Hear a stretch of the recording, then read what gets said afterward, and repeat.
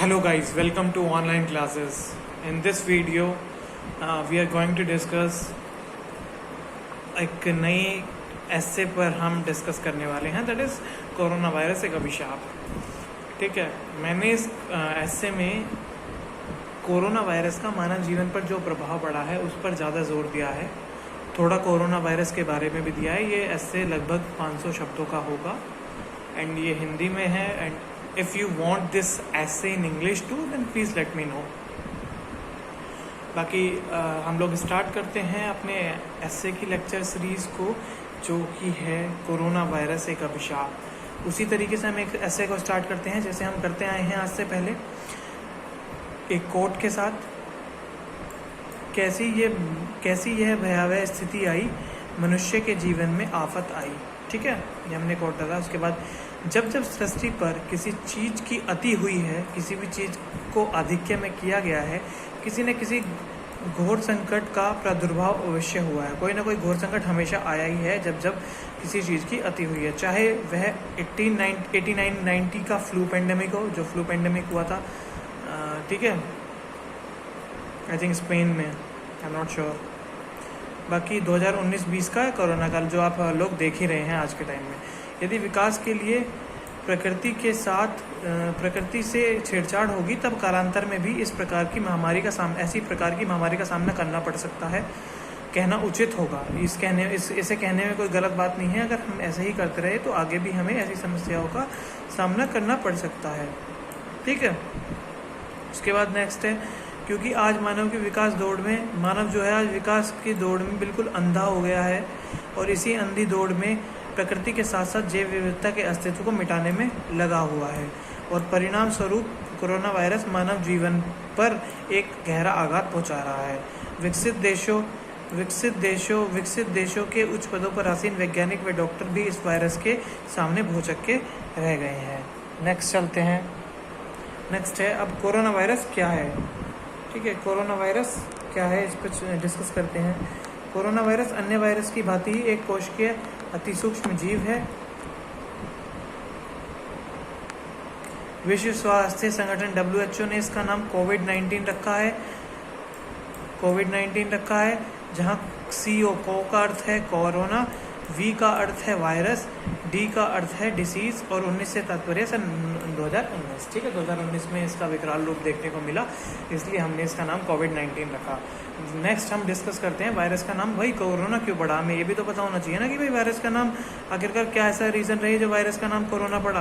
तो इस वायरस को माइक्रोस्कोप से जब देखते हैं तो उसके चारों ओर कांटे जैसा स्ट्रक्चर दिखाई देता है, जो कि देखने में मुकुट जैसा लगता है। ठीक है ना, उसके क्रॉन से एक तरह से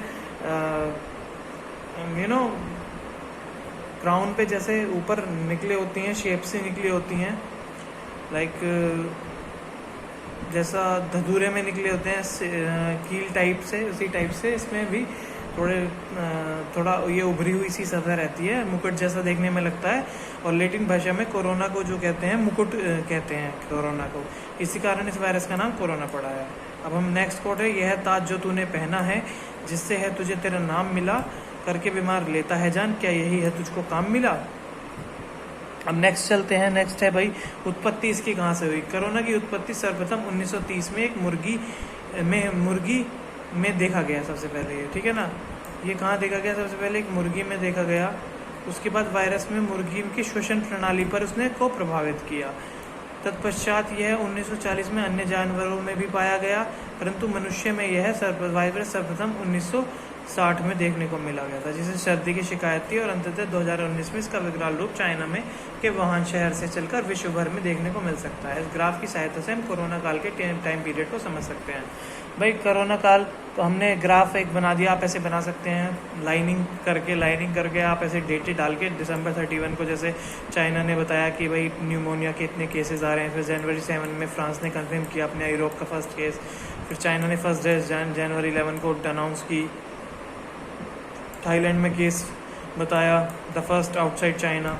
ठीक, एशिया में। उसके बाद चाइनीज़ डॉक्टर और इसकी डेथ हुई। फिर first death outside China recording Philippines में हुई। तो ये सब आप बना सकते हैं ग्राफ से, इससे आपका ऐसे बहुत काफ़ी अच्छा लगेगा। बाकी इसके बाद आपको लक्षण लिखने हैं। इस बीमारी में सर्वप्रथम मनुष्य को तीव्र ज्वर, तत्पश्चात सूखी खांसी, सांस लेने में समस्या, जुकाम की शिकायत होती है। इसके लक्षण लगभग फ्लू से मिलते जुलते हैं। नेक्स्ट चलते हैं कोरोना वायरस का प्रभाव आखिरकार क्या पड़ा। कोरोना वायरस का प्रत्यक्ष प्रभाव मनुष्य के धार्मिक सामाजिक जीवन पर, आर्थिक जीवन पर, देश की अर्थव्यवस्था पर, सांस्कृतिक जीवन पर, धार्मिक जीवन पर, पर्यावरण पर देखा जा सकता है। अब सामाजिक व आर्थिक प्रभाव देखते हैं। कोरोना वायरस ने मनुष्य को प्रत्यक्ष रूप से चुनौती देते हुए आघात पहुंचाया है। मनुष्य का सामाजिक जीवन कोरोना आगमन से ही रुका सा प्रतीत होता है। भाई जब से कोरोना आया है बिल्कुल एक चीज़ें एक तरह से स्टॉप हो गई, ठप सी हो गया है, पूरा देश एकदम रुक सा गया है। तो मनुष्य के सामाजिक और आर्थिक जीवन पर कुछ इस प्रकार इसका प्रभाव पड़ता है।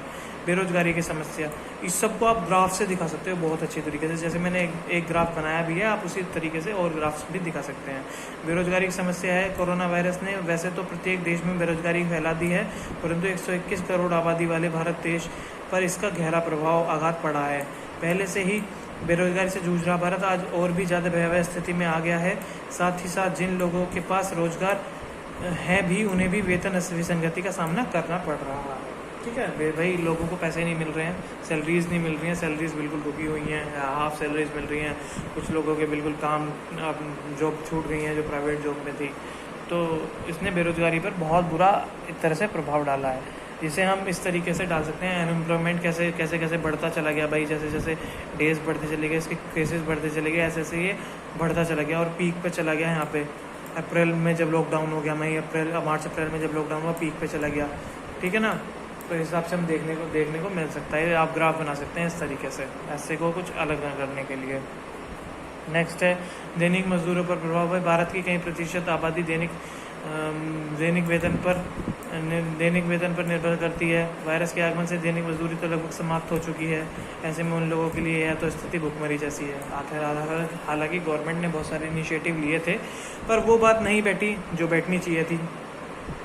ऑफिसर्स ने काम नहीं किया अच्छे से, या फिर नेताओं का काम अच्छे से नहीं रहा। कुछ ना कुछ तो माना जाएगा, कहीं ना कहीं कमी रही, पर जितना हो सका गवर्नमेंट ने प्रोवाइड भी कराया है। ऐसा कुछ नहीं है कि गवर्नमेंट ने प्रोवाइड नहीं कराया। शिक्षा पर प्रभाव, इसके लिए भी आप ग्राफ बना सकते हैं। शिक्षा पर कितने भाई कौन से एग्जाम पोस्टपोन हुए ये लिख सकते हैं। उसमें इतने % लोगों को नुकसान हुआ शिक्षा का। 100% लोगों को ही हुआ है जब सभी लोग की बिल्कुल शिक्षा रोकी गई है। ये ग्राफ में बना सकते हैं आप। इतने % लोगों के पास स्मार्टफोन नहीं है, इतने % लोग ऑनलाइन क्लासेस देने में अवेलेबल नहीं है। ये सब आप ग्राफ में बना सकते हैं। मैंने नहीं बनाया है, पर आप बना सकते हैं। भाई कोरोना वायरस के कारणवश भारत व अन्य देशों की सरकार ने लॉकडाउन की पहल की। इसका प्रत्यक्ष प्रभाव सभी विभागों एवं संस्थाओं पर पड़ा है। शिक्षा किसी भी देश के निर्माण की नींव होती है, और आज वही नींव कोरोना वायरस के प्रभाव से अछूती नहीं रही है। सभी प्रकार के परीक्षाओं को स्थगित किया गया। भाई जो लोग परीक्षाओं की प्रिपरेशन करते रहते हैं तो उन्हें तो बहुत ऑड फील होता है कि भाई इतने अच्छे से प्रिपरेशन कर रहे थे और सभी प्रकार की परीक्षाओं को स्थगित कर दिया गया या फिर परीक्षाओं को कैंसिल कर दिया गया। ठीक है, शैक्षिक संस्थानों ने शिक्षा के प्रचार के लिए ऑनलाइन लर्निंग प्रोसेस शुरू किया, परंतु भारत के 20 से 30% परिवार तो स्मार्टफोन तक ही खरीदने में समर्थ नहीं है। ठीक है, जो लोग स्मार्टफोन ही नहीं खरीद सकते वो ऑनलाइन पढ़ाई कैसे करेंगे। ठीक है, बेरोजगारी हो गई, लोगों के पास इंटरनेट का कनेक्शन के लिए तक पैसे नहीं थे, तो कहाँ से ऑनलाइन क्लासेस चलाएंगे।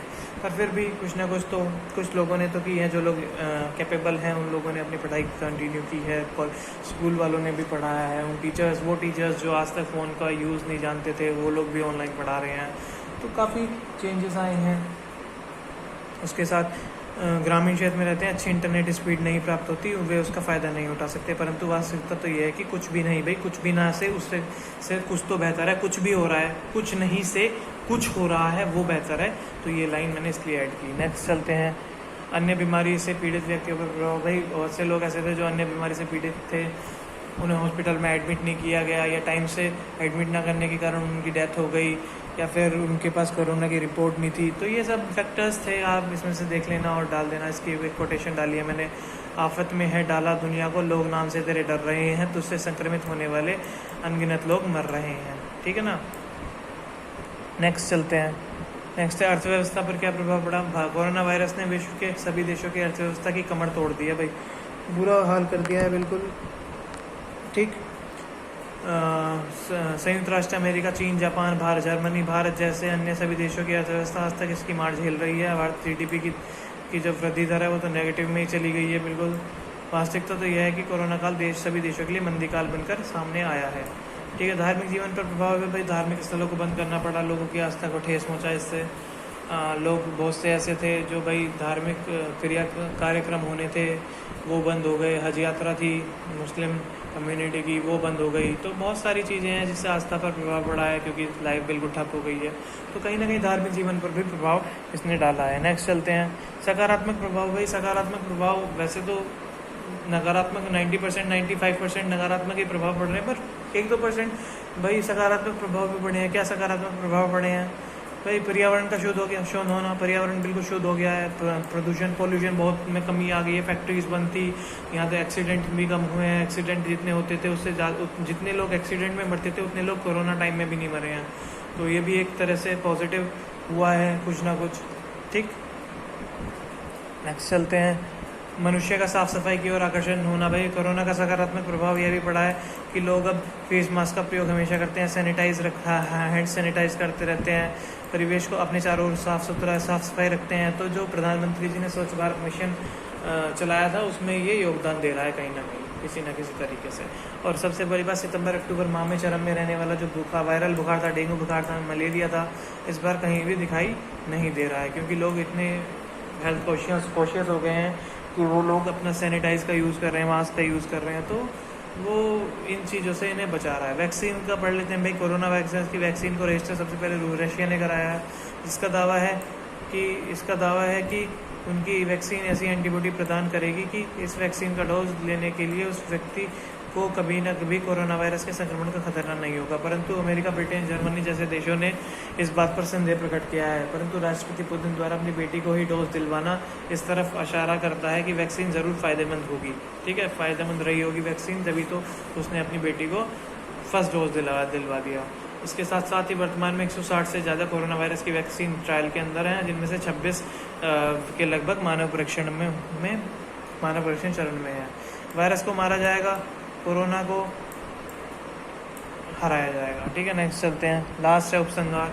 अंततः कहना उचित होगा कि कोरोना काल मानव जीवन के लिए एक अभिशाप है, परंतु इसका मतलब यह बिल्कुल नहीं कि इस वायरस से मनुष्य हार मान लेगा। मानव प्रत्येक परिस्थिति में एक अवसर तलाशता है, तथा हमें भी इसमें कुछ सकारात्मक तलाशना है, क्योंकि सकारात्मकता व नकारात्मकता मानव दिमाग की ही एक उपज है। ठीक है, जैसा लोग चीज़ को समझ लेते हैं वैसा ही हो जाती है। वो सोशल डिस्टेंसिंग बनाए रखें, मास्क का प्रयोग करें, अनावश्यक बाहर जाने से बचें। इस प्रकार से वैज्ञानिकों और डॉक्टरों की हम सहायता कर सकते हैं। सर्वविदित है कि मनुष्य से वायरस है। भाई मनुष्य है तो वायरस बना है, अदरवाइज वायरस से हम लोग नहीं हैं। हम लोग वायरस को ख़त्म भी कर सकते हैं। अगर हम मनुष्य बना सकता है तो मनुष्य उसका खात्मा भी कर सकता है। आसान नहीं है इलाज तेरा, तो क्या इंसान हार जाएगा? तुझे जड़ से उखाड़ फेंकेगा, मानवता को संवार जाएगा। ठीक है, अब तो बहुत काफ़ी कंडीशंस में सुधार आ गया है, तो कोई डरने वाली बात नहीं है।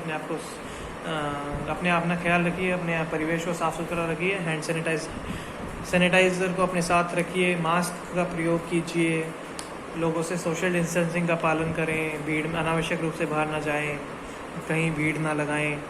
ठीक है, तो कोई इस प्रकार का प्रोग्राम अटेंड ना करें जिसमें आपको खतरा हो सकता है कोरोना वायरस का। और जो बीमार लोग हैं उन्हें तो खास तौर पर इसमें सावधानी बरतने की आवश्यकता है।